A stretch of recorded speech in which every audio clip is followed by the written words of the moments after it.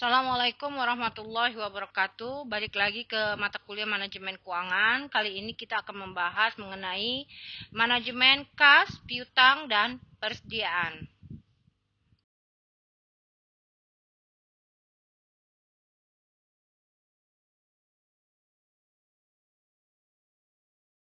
Baik, sebelum kita masuk apa itu manajemen kas, piutang, dan persediaan, saya jelaskan dulu pengertian kas.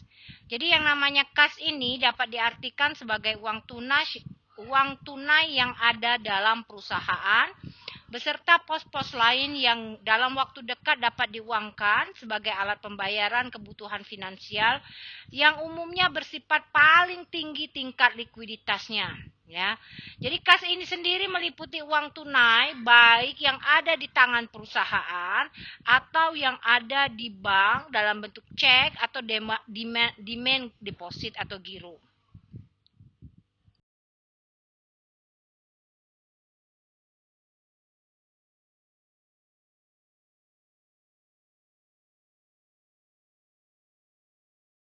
Baik, di sini akan kita bahas pula motif memiliki kas. Kenapa yang namanya perusahaan itu mempunyai motif harus memiliki kas? Kenapa tidak bentuknya semuanya aset saja? Jadi menurut John Maynard Keynes itu ada tiga motif untuk memiliki kas bagi perusahaan. Yang pertama itu adalah motif transaksi. Jadi kas ini diperlukan untuk memenuhi kebutuhan transaksi yang dilakukan oleh perusahaan. Misalnya membayar upah tenaga kerja, membeli bahan baku, membayar biaya listrik, dan lain sebagainya. Selanjutnya yang kedua itu adalah motif berjaga-jaga. Jadi kas ini sebenarnya diperlukan untuk mengantisipasi atau menghadapi ketidakpastian di masa yang akan datang.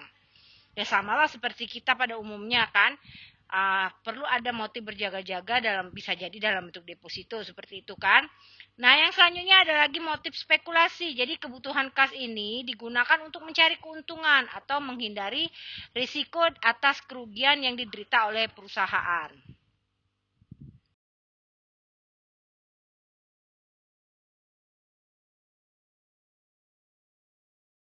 Jadi manajemen kas itu sendiri adalah di mana perusahaan itu menentukan berapa besarnya kas minimal yang harus ada dan menentukan berapa kas yang ideal yang boleh disimpan sehingga operasi perusahaan ini tidak terganggu. Dan kan kas yang ada di dalam perusahaan itu tidak menganggur terlalu lama serta dapat melakukan pengendalian atau pengawasan terhadap kas tersebut. Jadi itu yang disebut dengan manajemen kas.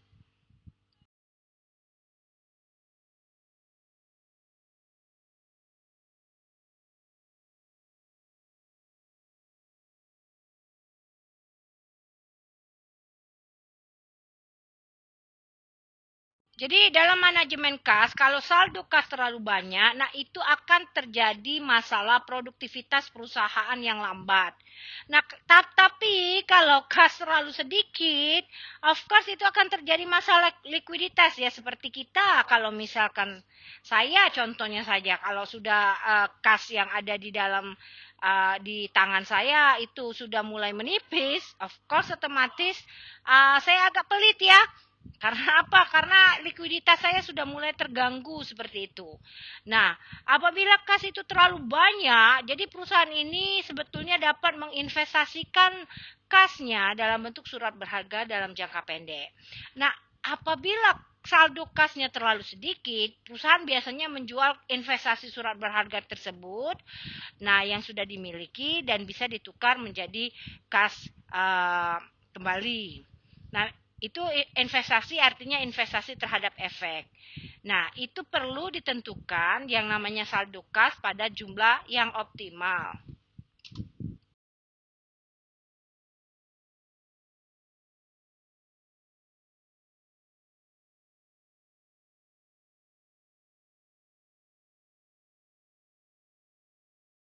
Jadi ada 3 hal yang perlu dilakukan oleh manajer keuangan ketika mengelola kas. Itu yang pertama itu adalah mempercepat pemasukan kas.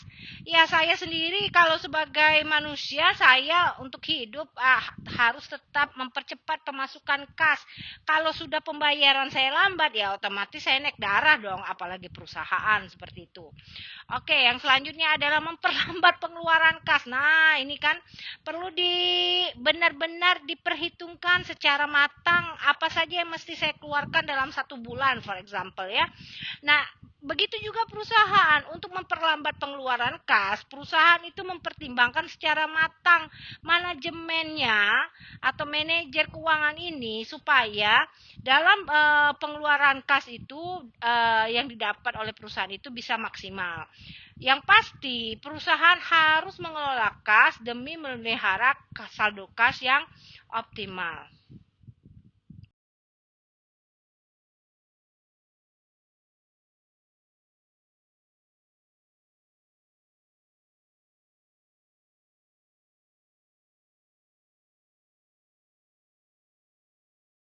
Baik, bagaimana cara mempercepat pemasukan kas? Yang pertama, of course, dan tidak lain dan tidak bukan itu adalah penjualan kas. Bukan kas kita dijual, bukan. Dalam artian di sini adalah cara yang paling ampuh itu adalah melakukan penjualan tanpa piutang. Jadi kalau orang beli ada kas. Jadi itu istilahnya cash and carry. Nah, tidak boleh ada mulur 1 hari, mulur 2 hari, tarsok. Nah, itu yang namanya mempercepat penjualan kas. Dalam artian bukan kas dijual, tetapi penjualannya itu tidak boleh dilakukan dengan menggunakan piutang atau penjualan kredit. Yang selanjutnya adalah potongan kas. Nah, cash diskon ini biasanya di cash diskon ini kita mempercepat pembayaran piutang oleh pembeli atau pelanggan. Jadi misalkan ya, kalau dibayar saat ini atau misalkan cash and carry dapat potongan diskon misalkan 2,5%. Lalu kalau misalkan dibayar 1 minggu kemudian itu dapat potongan misalkan 10%. Nah, itu sendiri dengan secara otomatis itu akan mempercepat yang namanya uh, pembayaran kas itu sendiri, tapi tetap yang namanya potongan ini akan ada biaya. Kalau kita bayar hari ini misalkan tanpa biaya 0%.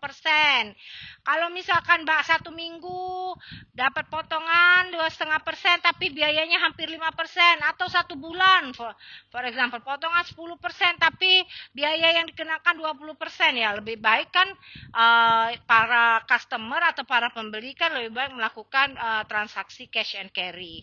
Yang selanjutnya itu adalah desentralisasi pusat penerimaan pembayaran. Nah, itu sendiri cara mempercepat pemasukan kas itu sendiri.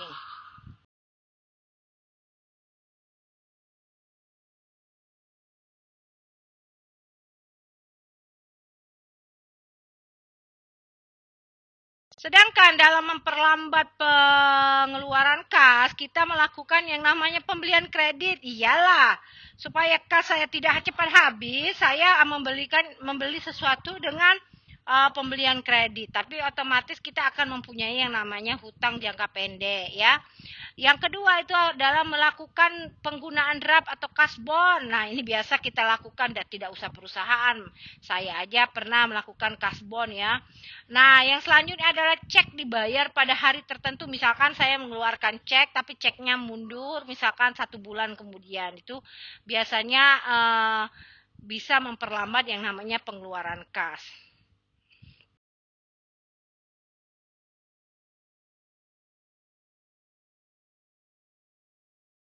Baik, untuk menjaga saldo kas tetap optimal, perusahaan itu biasanya diharapkan memegang saldo kas yang optimal. Nah, biasanya saldo kas yang optimal ini bisa menjaga yang namanya likuiditas perusahaan. Tetapi dalam likuiditas perusahaan, kita perlu juga melihat produktivitas perusahaan. Kalau seandainya likuiditasnya tinggi, dan misalkan dengan kas yang tinggi pula, tetapi produktivitas perusahaan menurun, itu percuma saja. Ya, seperti kata ada lagu kan yang sedang-sedang saja seperti itu kan.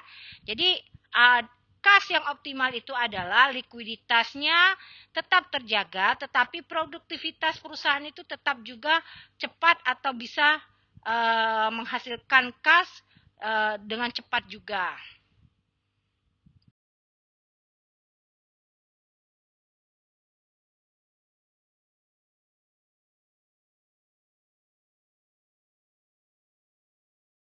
Baik, apa itu tujuan dari manajemen kas? Yang sebetulnya tujuan dari manajemen kas itu cukup dua hal. Yang pertama itu adalah likuiditas. Mau tidak mau, yang namanya manajemen itu harus sadar menjaga likuiditas dan jumlah kas itu adalah hal yang paling penting di dalam manajemen kas itu sendiri. Yang kedua itu adalah earnings. Nah, jadi setiap pengeluaran perusahaan itu harus diarahkan untuk mendapatkan kemungkinan hasil yang lebih besar. Nah, ya, dengan cara kas dikeluarkan lalu kas menjadi yang namanya barang, lalu barang bisa dijual untuk didapatkan yang namanya kas itu kembali. Jadi selain itu manajemen juga harus menjamin yang namanya pembayaran yang dilakukan secara ekonomis.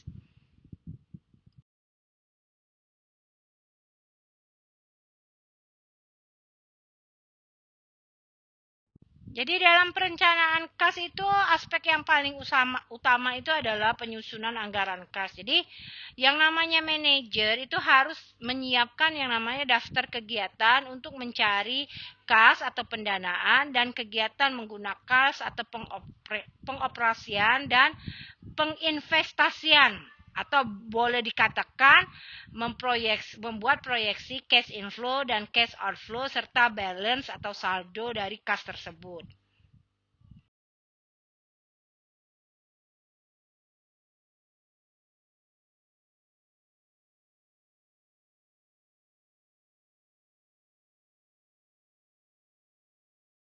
Oke, dalam perencanaan kas ada beberapa tujuan yang harus dilakukan oleh perusahaan. Yang pertama itu adalah menentukan sumber penerimaan kas. Yang kedua itu adalah melakukan atau menentukan yang namanya rencana penggunaan kas. Jadi, berdasarkan dua hal tersebut, manajemen dapat mengetahui seberapa besar kas yang dibutuhkan atau seberapa besar kas yang menganggur. Jadi, dibutuhkan berapa, yang bisa disimpan berapa, bukan menganggur dalam artian tidak bisa dikotak-atik, artinya dalam artian disimpan oleh perusahaan.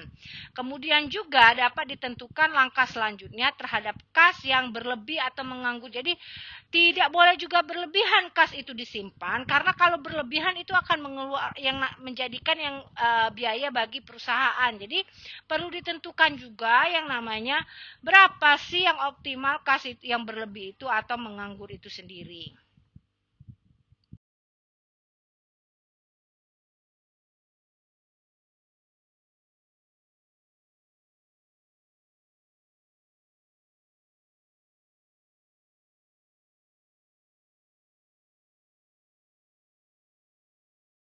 Sekarang kita lihat sumber-sumber dari kas. Nah, ya, sumber-sumber dari kas ini ada beberapa hal. Yang pertama itu hasil penjualan tunai dan penerimaan piutang. Yang kedua itu adalah penjualan aset tetap. Yang ketiga itu adalah penjualan atau emisi saham atau adanya penambahan modal oleh pemilik. Biasanya itu menjadi sumber kas. Yang selanjutnya adalah pengeluaran tanda bukti utang atau wesel, utang obligasi, utang bank, dan lain-lain. Penerimaan di luar usaha perusahaan, misalkan bunga itu sendiri. Adanya penerimaan kas dari sewa, bunga atau dividen, hadiah atau restitusi pajak dari periode sebelumnya.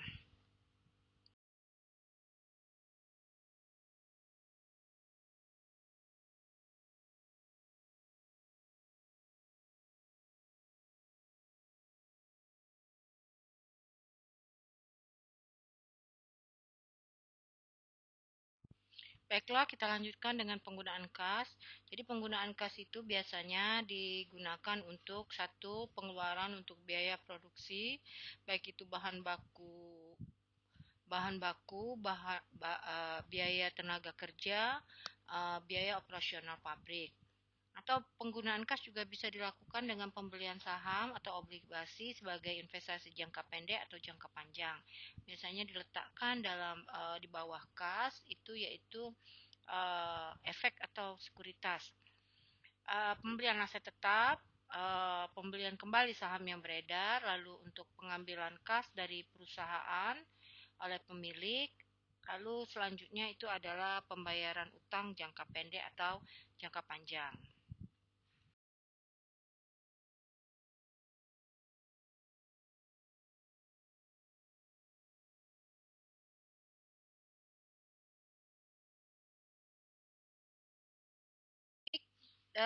Selanjutnya adalah masih dalam penggunaan kas. Jadi penggunaan kas itu bisa digunakan untuk pembayaran sewa, bunga dan pajak, pembelian barang, dagangan dengan secara tunai, lalu untuk pembayaran biaya operasi perusahaan seperti pembayaran gaji, pembelian suplai kantor, biaya iklan dan lain-lain.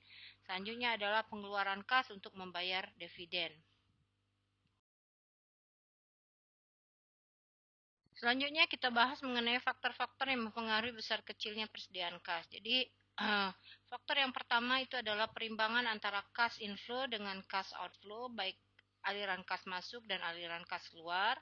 Yang selanjutnya adanya penyimpangan terhadap aliran kas yang diperkirakan, adanya hubungan finansial yang baik dengan bank-bank, yang selanjutnya penganggaran kas itu sangat mempengaruhi yang namanya besar kecilnya persediaan kas perusahaan.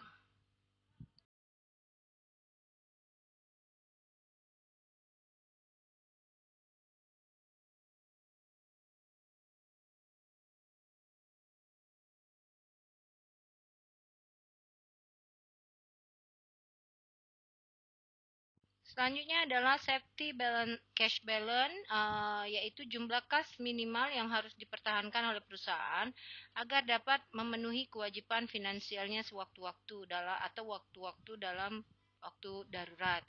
Safety cash balance ini sebaiknya ditetapkan untuk periode normal dan periode puncak. Jadi periode puncak di sini adalah periode di mana kebutuhan kas akan memuncak. Misalkan seperti saat ini periode COVID-19 ini kan tidak diperkirakan oleh perusahaan, tetapi penggunaan kas itu sendiri sangat meningkat karena berbagai hal yang mesti diperhatikan dalam perusahaan yang sebelumnya mungkin tidak diperhitungkan oleh perusahaan. Nah, rumus atau dari safety cash balance itu sendiri adalah jumlah hari yang diinginkan dikali dengan rata-rata harian pengeluaran kas.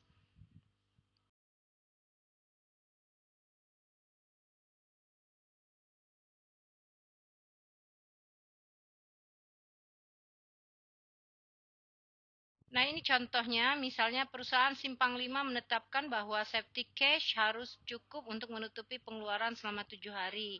Nah, pengeluaran kas rata-rata sehari itu berjumlah Rp600.000. Jadi, safety cash balance selama 7 hari atau selama 1 minggu itu 7 hari dikali dengan 600.000 berjumlah Rp4.200.000.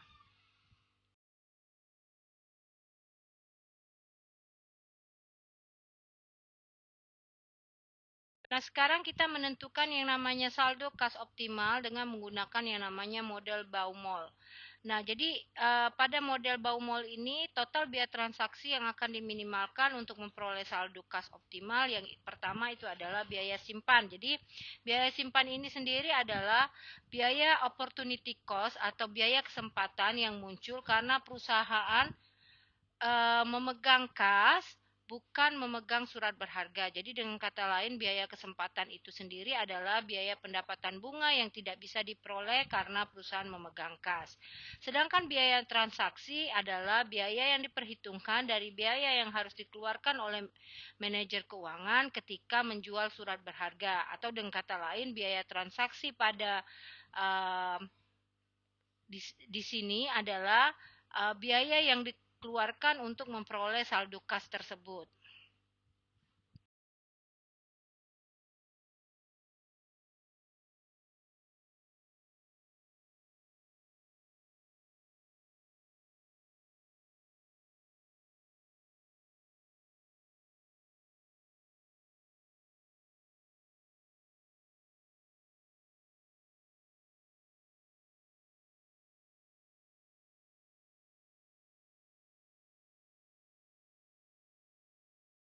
Jadi menentukan saldo kas optimal dengan menggunakan model Baumol yaitu adalah yang perlu diperhatikan itu total biaya transaksi yang akan diminimalkan untuk memperoleh saldo kas optimal, maaf, yaitu yang pertama biaya simpan dan yang kedua itu adalah biaya transaksi. Jadi total biaya itu sendiri adalah biaya simpan ditambah dengan biaya transaksi atau TC sama dengan TC dibagi 2 I ditambah T dibagi C dikali dengan F. C di sini didapatkan dari 2 dikali F dikali T dibagi dengan I pangkat setengah. Nah, di sini dilihat keterangannya yaitu C adalah saldo kas optimal, I itu sendiri adalah tingkat bunga atau biaya simpan karena memegang kas, sedangkan T adalah total kebutuhan kas dalam satu periode dan F itu sendiri adalah biaya tetap untuk memperoleh kas atau menjual sekuritas.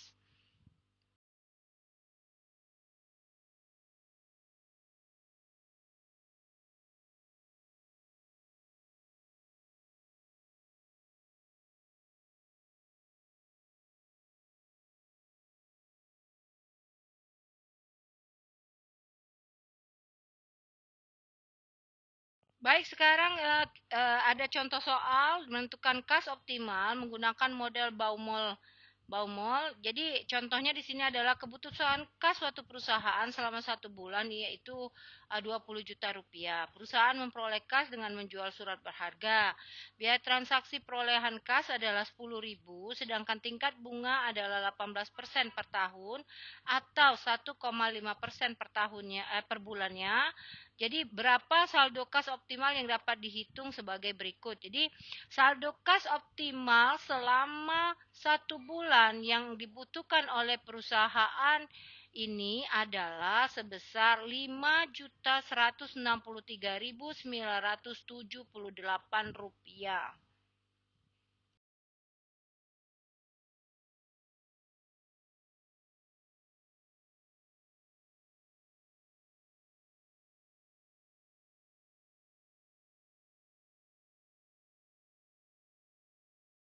Baik, masih dengan menggunakan yang namanya model Baumol. Jadi dalam satu periode 1 bulan, perusahaan ini melakukan pengisian kas sebanyak 20 juta dibagi dengan 5,164 juta atau 3,9 kali atau 4 kali kita bulatkan ke atas ya. Jadi TC-nya atau yang juga disebut dengan total cost-nya yaitu sebesar Rp77.460.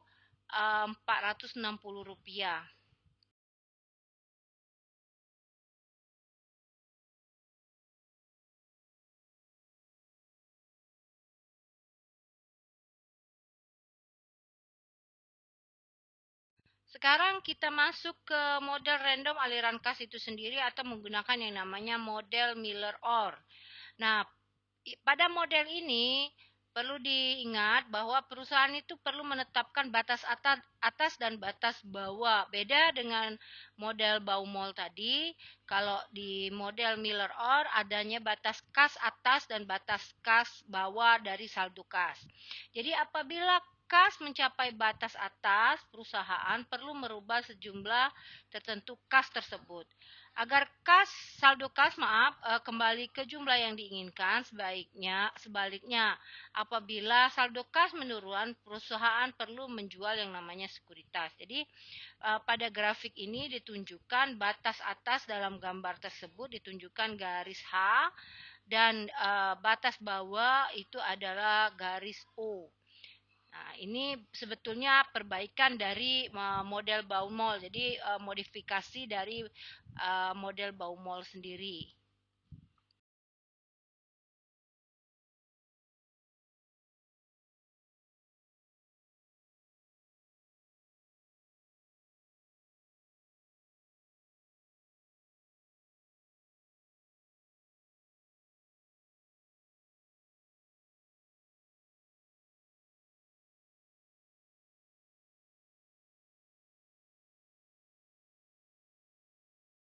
Oke, berikut rumus dari model Miller dan Orr, yaitu Z, di mana Z adalah saldo kas sasaran sama dengan 3 dikali F. F itu adalah biaya transaksi tetap atau surat berharga. dikali tau pangkat 2. Tau itu sendiri adalah varian aliran kas bersih harian. Dibagi dengan 4K, K itu sendiri adalah tingkat bunga harian pada surat berharga di pangkat sepertiga. Nah, mencari H atau batas atas itu sendiri adalah 3 dikali Z, di mana Z adalah saldo kas sasaran. Sedangkan C atau rata-rata saldo kas itu mencarinya adalah 4Z dibagi dengan 3. Jadi 4 Z itu adalah saldo kas sasaran dibagi dengan 3. Itu rumus dari model Miller dan Orr. Nah, ini contoh dari grafik perusahaan yang membiarkan saldo kasnya untuk bergerak secara acak di atas batas kendali atas dan batas kendali bawah. Jadi, ketika saldo kas menyentuh batas kendali atas atau H di situ, kas diinvestasikan ke tempat lain untuk mencapai target saldo kas yaitu Z. Jadi itu saldo kas yang direncanakan oleh perusahaan. Tetapi ketika kas menyentuh batas kendali bawah atau L, maka investasi tersebut akan dijual untuk memperoleh kas agar mencapai target saldo kas. Jadi berdasarkan model Miller dan Orr dengan L yang ditetapkan oleh perusahaan untuk menyelesaikan Z dan H, rumusnya adalah akar 3 dikali 3F tau kuadrat dibagi dengan 4K ditambah L. Sedangkan H itu cara mencarinya adalah 3Z minus 2L. Jadi di mana tau kuadrat adalah varian dari arus kas bersih harian. Jadi rata-rata saldo kas pada Miller dan Orr model itu adalah 4Z minus L dibagi dengan 3.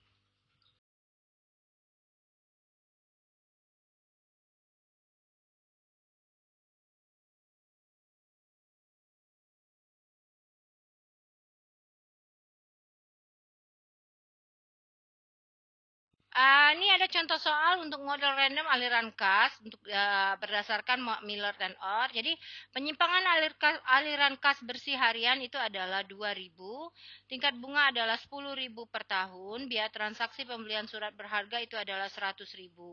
Berapa saldo kas sasaran batas atas dan rata-rata saldo kas jika batas bawahnya itu adalah 0. Maka untuk mencari K itu sama dengan K didapatkan sebesar 0,00274. Sedangkan varian aliran kas bersih harian itu didapatkan Rp4.000.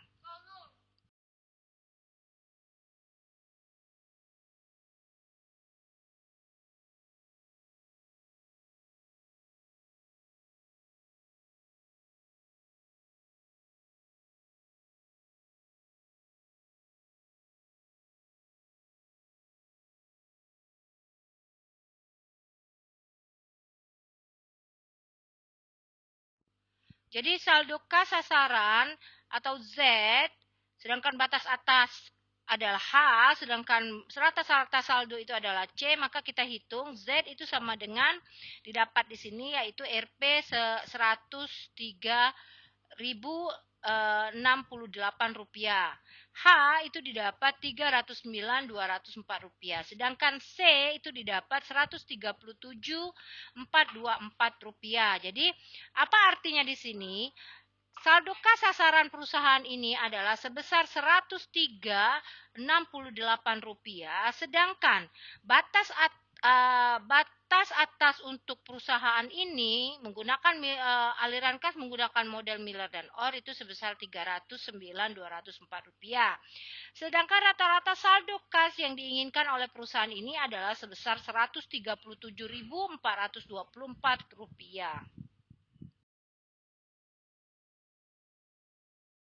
Baik, kita lanjutkan dengan yang namanya piutang. Kalau tadi adalah kas, sekarang piutang. Jadi piutang adalah kekayaan perusahaan yang timbul sebagai akibat dari dilaksanakannya politik penjualan kredit. Nah, kebijakan kredit ini mempunyai tujuan itu dapat mendapatkan laba yang optimal dengan risiko yang minimal. Jadi, tujuan dari penjualan kredit ini sendiri sebetulnya merangsang minat para pelanggan Ya, lalu menaikkan yang namanya volume penjualan, meningkatkan laba bersih perusahaan, dan ada lagi yang namanya strategi penjualan kredit itu adalah strategi dalam memenangkan persaingan atau memperbesar dalam namanya market share.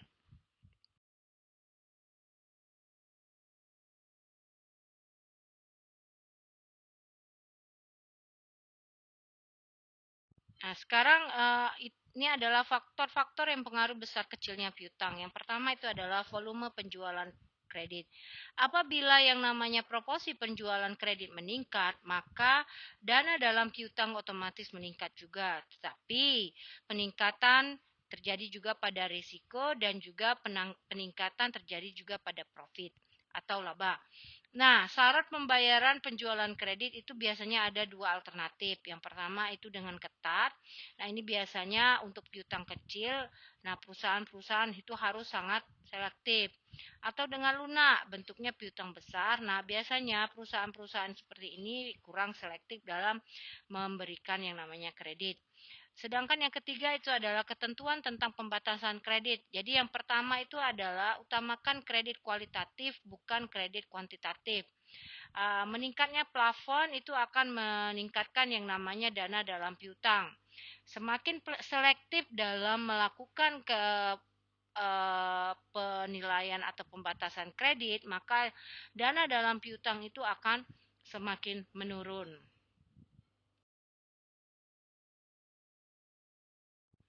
Ada lagi yang namanya kebijakan dalam pengumpulan piutang itu sendiri. Nah, ada yang disebut juga pengumpulan piutang secara aktif. Nah, biaya pengumpulan piutang ini besarnya biasanya diberlakukan syarat biaya tambahan yang tidak melampaui besarnya tambahan revenue perusahaan. Ada juga pengumpulan piutang pasif. Yang selanjutnya, faktor-faktor yang mempengaruhi besar kecilnya piutang itu adalah kebiasaan para pelanggan mau mengambil potongan atau tidak. Biasanya kalau mengambil potongan atau mengambil diskon, piutang itu akan menurun atau menjadi piutang yang lebih kecil bagi perusahaan. Sedangkan selanjutnya itu adalah lamanya persyaratan kredit. Makin lama piutang ini, periode penagihan piutang, maka makin besar juga piutang perusahaan. Dan yang selanjutnya itu adalah karakteristik industri sendiri. Kalau jasa atau dengan manufaktur itu biasanya berbeda. Bagaimana cara atau kebijakan piutang perusahaan. Baik, sekarang kita bahas mengenai siklus piutang. Jadi, tingkat piutang perusahaan dalam satu periode itu biasanya dipecah atau dibagi dalam dua hal. Yang pertama itu adalah besarnya piutang rata-rata dan yang kedua itu adalah rata-rata periode pengumpulan piutang perusahaan. Nah, ini ada contoh. Contohnya adalah suatu perusahaan mempunyai penjualan kredit rata-rata harian itu sebesar 1 juta. Kemudian lamanya periode pengumpulan piutang itu adalah 30 hari. Maka piutang perusahaan pada saat operasi perusahaan sudah mulai stabil itu adalah sebesar 30 juta rupiah. Nah, piutang ini sendiri merupakan suatu investasi yang harus dibiayai. Dana untuk membiayai piutang tersebut biasanya berasal dari beberapa hal. Yang pertama itu adalah hutang wesel atau hutang dagang. Nah, semua hutang wesel dan hutang dagang ini masuk ke kategori hutang lancar ya, bukan hutang jangka panjang. Di sini kita bahas juga faktor-faktor yang mempengaruhi besar kecilnya piutang. Yang pertama bisa dibedakan faktor eksternal. Biasanya ini berdasarkan permintaan produk atau karakteristik industri. Ada juga yang disebut dengan faktor internal. Biasanya kebijakan promosi dan kebijakan piutang perusahaan. Nah, kebijakan piutang sekali lagi adalah kebijakan kredit yang bisa dilihat secara trade-off antara peningkatan keuntungan dan peningkatan biaya yang berkaitan dengan piutang dagang. Nah, biasanya adalah ada yang namanya analisis kuantitatif manfaat dan biaya.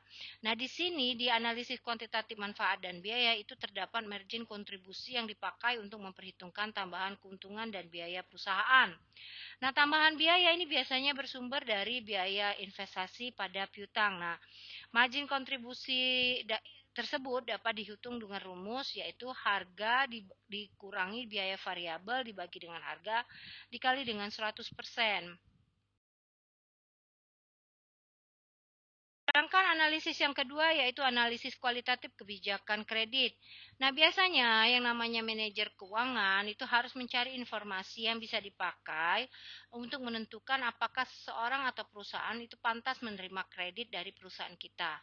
Biasanya beberapa sumber informasi yang disediakan yaitu yang pertama adalah laporan keuangan, laporan bank, asosiasi perdagangan, pengalaman perusahaan, serta informasi lain misalnya melalui laporan kredit rating perusahaan.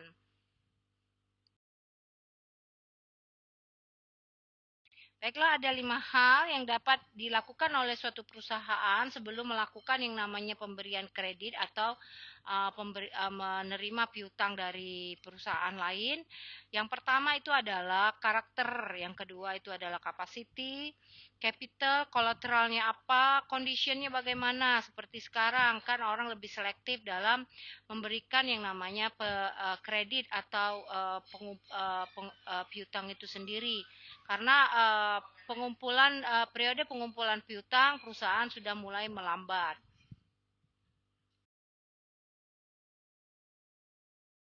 Sekarang kita masuk pengendalian piutang. Jadi yang namanya jika piutang dagang ini sudah mulai menunjukkan kecenderungan meningkat, maka periode pengumpulan piutang itu meningkat, kan investasi dalam piutang itu juga akan semakin meningkat. Nah, investasi dalam piutang yang semakin tinggi, ini biasanya akan menaikkan yang namanya biaya perusahaan.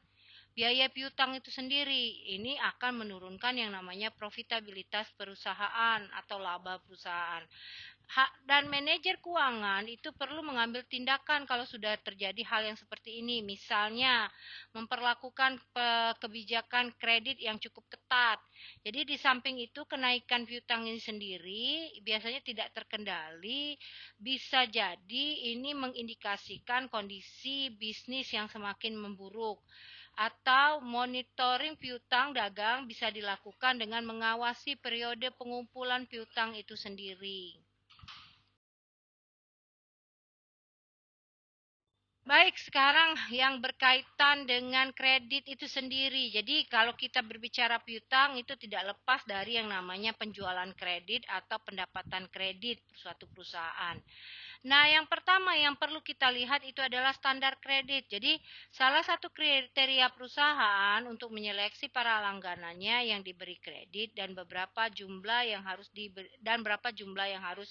diberikan oleh perusahaan. Nah, biasanya standar kredit itu bisa menggunakan pendekatan 5C yang kita bahas sebelumnya. Itu biasa digunakan oleh perusahaan dalam menilai pelanggan untuk memberikan kredit.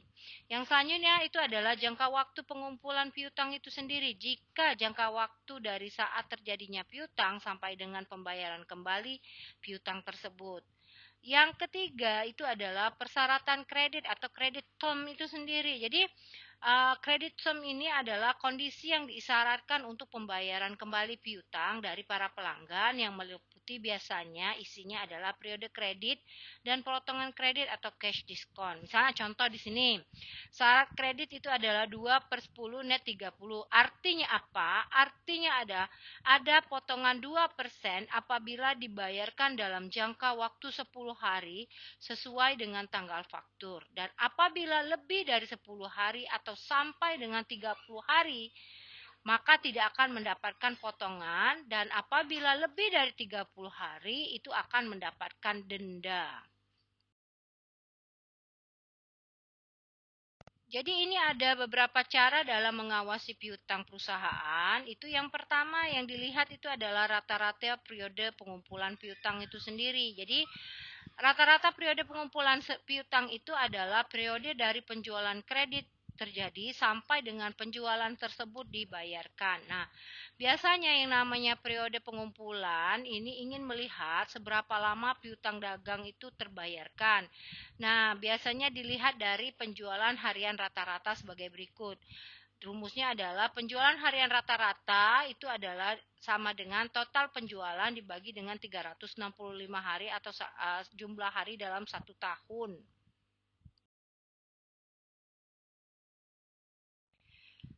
Dan kemudian periode pengumpulan piutang itu dapat dihitung dari total piutang dibagi dengan penjualan harian rata-rata atau dengan formula sebagai berikut: total piutang dibagi dengan total penjualan dibagi dengan 365 hari.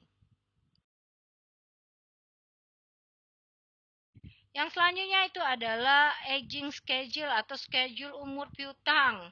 Nah, schedule umur ini biasanya memberikan informasi piutang dagang berdasarkan umur dari masing-masing rekening piutang dagang yang dimiliki oleh perusahaan. Ini ada contohnya, misalkan berumur 46 sampai 60, nilai piutang kalau nilai piutang dagangnya 5 juta, maka akan mendapatkan uh, uh, prosentase sebesar 10%.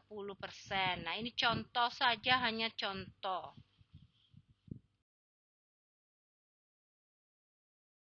Lalu ada hal yang berkaitan dengan kredit, yang itu dilihat dari payment pattern approach-nya atau pendekatan pola pembayaran pelanggan. Nah, di sini peran manajer keuangan itu harus selalu monitor yang namanya posisi piutang dagang secara konstan. Nah, pendekatan ini biasanya bertujuan menghilangkan pengaruh musiman yang tidak diperhitungkan dan schedule umur dari piutang itu sendiri. Nah, biasanya pendekatan ini mempunyai keuntungan. Yang pertama itu adalah piutang dipecah ke dalam pola pengumpulan untuk bulanan di mana penjualan tersebut muncul. Yang kedua adalah karena piutang ini sangat dikaitkan dengan yang namanya penjualan yang mengakibatkan piutang tersebut, maka piutang itu dapat tidak tergantung dari penjualan. Baik, kalau tadi adalah kas piutang, sekarang kita masuk ke persediaan atau manajemen persediaan. Nah, di dalam perusahaan itu terdapat 3 jenis persediaan. Yang pertama itu adalah persediaan bahan mentah. Nah, bahan mentah di sini adalah bahan yang digunakan untuk memproduksi barang dagangan. Sedangkan yang kedua itu adalah persediaan bahan setengah jadi. Nah, bahan setengah jadi itu sendiri adalah barang yang belum selesai sepenuhnya menjadi barang dagangan. Yang ketiga itu adalah barang dagangan atau barang jadi. Nah, barang dagangan atau barang jadi itu sendiri adalah barang yang sudah selesai dikerjakan dan siap untuk dijual. Jadi, inilah jenis persediaan yang terdapat di dalam perusahaan. Nah, persediaan ini dibutuhkan karena untuk mengantisipasi ketidaksempurnaan pasar. Ya, kadang-kadang kurva permintaan dan kurva harga itu tidak sejalan, maka dibutuhkannya lah yang namanya persediaan. Jadi, persediaan bahan mentah itu diperlukan sehingga proses produksi itu tidak akan terhambat karena bahan mentah itu belum datang atau tidak terdapat persediaannya di gudang. Jadi manfaat investasi pada persediaan itu sendiri itu adalah memanfaatkan diskon kuantitas. Biasanya kan makin banyak barang yang dibeli, maka makin besar pula yang namanya kuantitas diskon yang diberikan oleh perusahaan atau diskon yang didapat oleh perusahaan. Yang kedua itu adalah menghindari kekurangan bahan. Yang ketiga itu biasanya untuk manfaat pemasaran. Yang keempat itu biasanya untuk uh, manfaat spekulasi. Tetapi ada hal yang merugikan apabila perusahaan itu memiliki kelebihan dari persediaan itu sendiri. Yang pertama itu adalah menurunkan profitabilitas perusahaan karena perputaran persediaan perusahaan itu otomatis menjadi rendah. Nah, perusahaan harus selesai menyiapkan dana yang cukup untuk setiap waktu membeli bahan baku karena biasanya terjadi fluktuasi harga bahan baku. Ya, harga bahan baku tidak selalu berharga, misalkan tetap itu akan naik dan turun, akan naik ataupun turun berdasarkan kondisi ekonomi negara. Misalnya yang paling banyak mempengaruhi harga itu adalah inflasi. Nah, yang ketiga itu adalah memungkinkan perusahaan kehilangan kesempatan untuk merebut pasar karena perusahaan tidak dapat cepat menanggapi peluang pasar yang ada. Yang selanjutnya adalah munculnya biaya pemesanan dan biaya penyimpanan. Nah, ini yang kadang-kadang menjadi kendala untuk perusahaan melakukan penumpukan persediaan di gudang.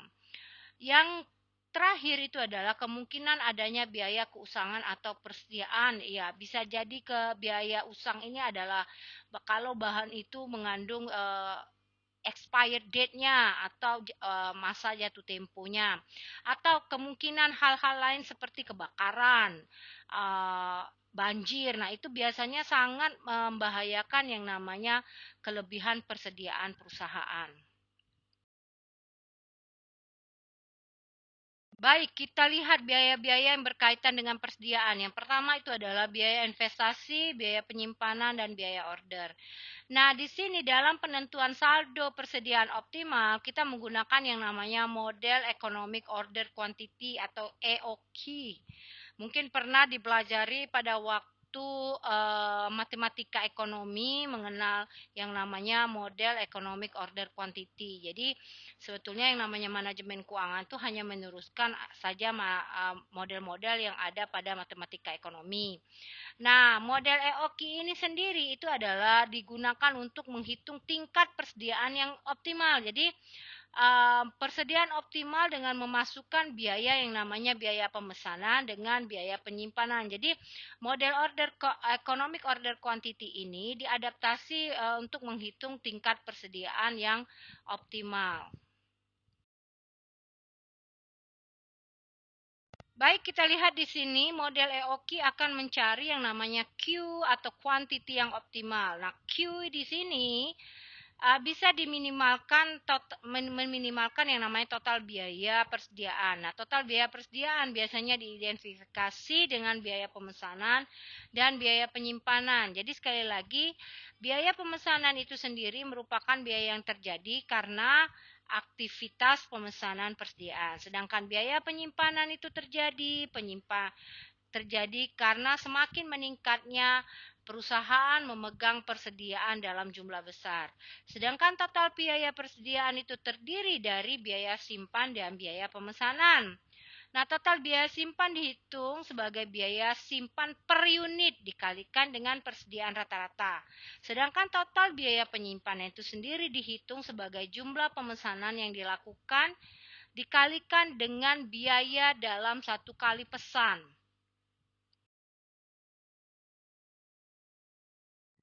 Baik, dilihat di sini total biaya sama dengan biaya simpan ditambah biaya pesan, ya. Sedangkan rumus EOQ itu sama dengan akar 2 dikali SO. S itu adalah total kebutuhan persediaan per periode, sedangkan O itu adalah biaya pesanan atau biaya pemesanan, sedangkan C atau C itu adalah total bukan C itu adalah cost-nya atau biaya uh, simpannya.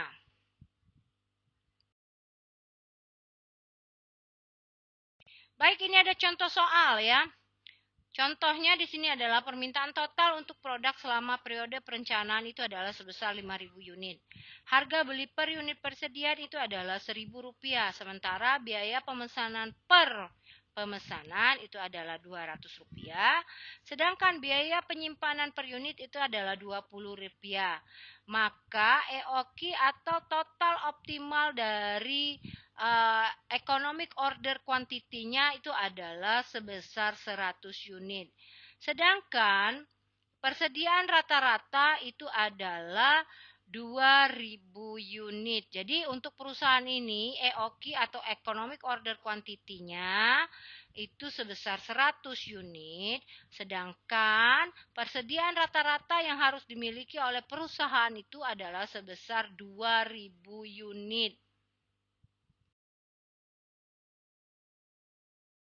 Nah, ini total biaya penyimpanan itu adalah sebesar Rp40.000 per unitnya. Sedangkan total biaya pemesanan itu adalah Rp400.000 per sekali pesan. Jadi ini adalah total biaya penyimpanan dan total biaya pemesanan. Nah, kita punya juga yang namanya titik pemesanan kembali. Maksudnya di sini misalkan ya, dibutuhkan waktu 5 hari dari pesanan dikirimkan sampai dengan pesanan datang. Nah, perusahaan bisa menentukan saat kapan perusahaan harus melakukan pemesanan kembali. Nah, ini contoh ya, contoh EOKI perusahaan ini adalah 1000 unit. Perusahaan memerlukan 8 hari waktu pemesanan dan perusahaan dalam setahun beroperasi selama 320 hari. Jadi satu tahun itu dihitung 320 hari. Maka titip pesan itu adalah titip pemesanan kembali itu adalah sebesar 25 unit.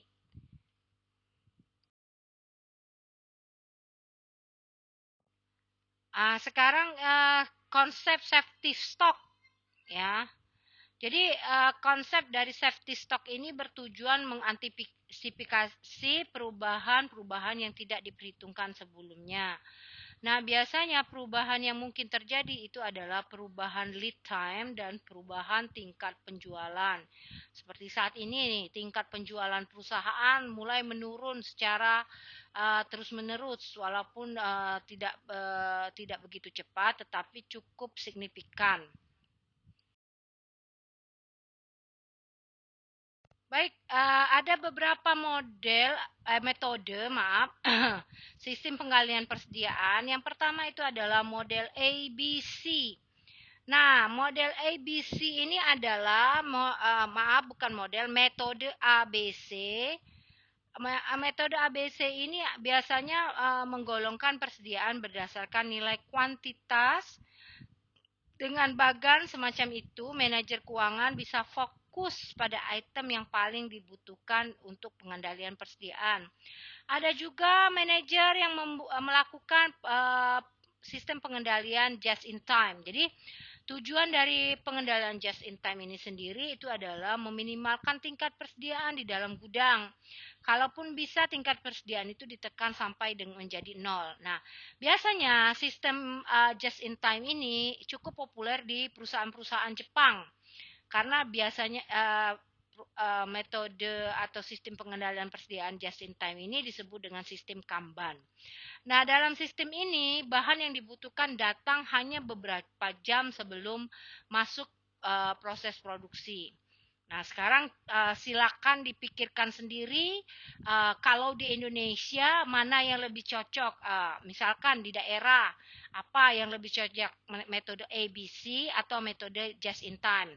Atau misalkan di Jakarta mana yang lebih cocok, atau metode just in time atau metode ABC. Nah, silakan adik-adik pikirkan sendiri mana yang lebih cocok dalam sistem pengendalian persediaan di Indonesia.